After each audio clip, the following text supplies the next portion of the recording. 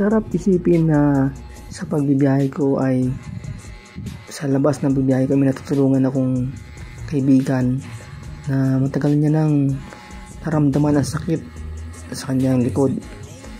At kaya naman nalaman ko kanyang kalagayan at nakita ko yung kanyang medical record, okay naman.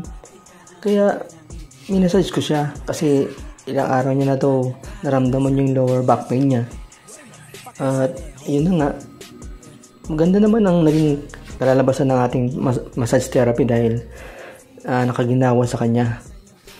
Kaya mula noon, pag lumalabas ako at mabiyahe ako, lagi ako may dalang oil tsaka yung gamit para sa mga nagsasabi na pag nakita ako ay Kuya Nets, pa-massage naman.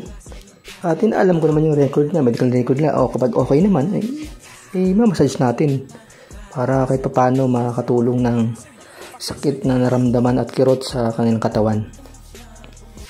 Wala man akong maibigay na material na bagay kagaya ng sapatos na pinamimigay o pera, ay sa massage therapy ay makakatulong ako sa kanilang kalagayan para mabawasan ang sakit at kirot na naramdaman sa kanilang katawan.